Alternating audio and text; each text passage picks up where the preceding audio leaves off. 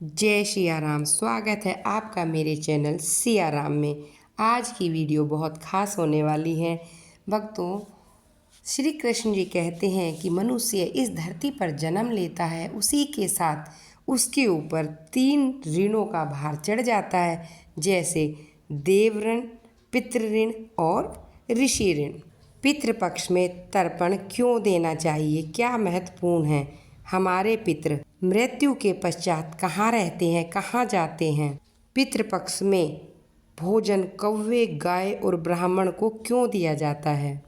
पितृपक्ष में पितरों के लिए कैसा भोजन बनाना चाहिए और कौन सी गलतियां करने से बचना चाहिए, ये सारी बातें आज मैं इस वीडियो में आपको बताऊंगी।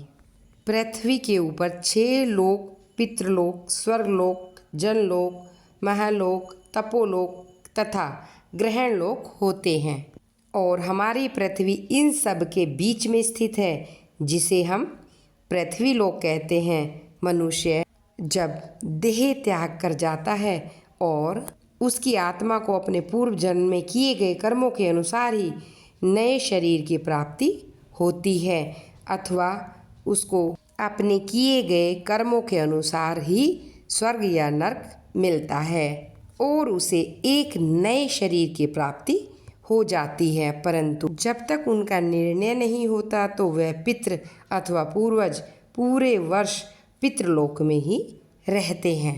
पितृपक्ष में इन 16 दिनों में भगवान पितृलोक के द्वार खोल देते हैं। पृथ्वी लोक पर अपने मनुष्य के बीच में सभी पितृ 16 दिनों तक रहते हैं, क्योंकि 1 साल तक के लिए अन्न और जल ग्रहण कर लेते हैं।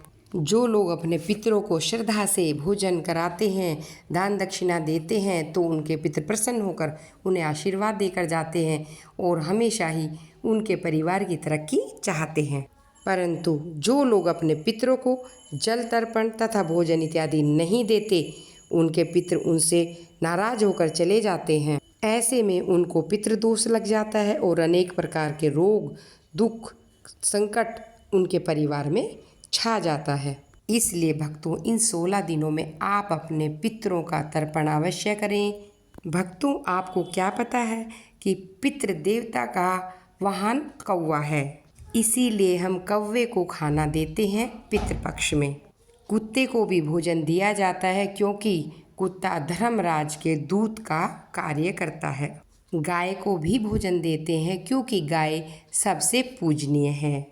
गाय में सभी देवी देवताओं का वास रहता है। ब्राह्मणों को भी भोजन कराया जाता है, क्योंकि ब्राह्मणों के द्वारा ग्रहण किया गया भोजन हमारे पितरों तक पहुंचता है।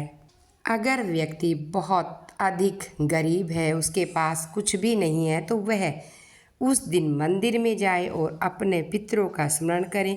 कभी भी कर्जा लेकर पितरों का तर्पण नहीं करना चाहिए। ऐसा करने से पितरों को बहुत परेशानी हो जाती है। ऐसे में उनको मुक्ति नहीं मिलती। भक्तों, एक बहुत खास बात आपको मैं बताने वाली हूँ।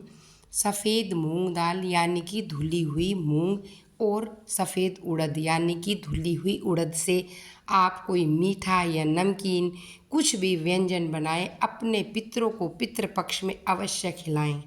जब भी पितरों का भोजन बनाएं, उसको कभी भी चखना नहीं चाहिए। जैसे कि हम भगवान का भोग बनाते हैं तो कभी भी चखते नहीं हैं।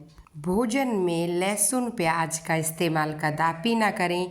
अधिक मिर्च मसाले वाला भोजन ना बनाएं। हो सके तो मीठा भोजन अधिक बनाएं।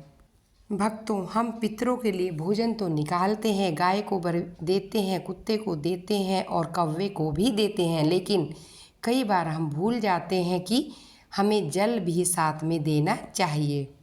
इस प्रकार से अगर आप पितृपक्ष में पिंडदान करेंगे, यानी कि पितरों को आप भोजन देंगे, तो आपके पितृदोष अवश्य समाप्त होंगे। आपके पितर आपको आशीर्वाद देकर जाएंगे।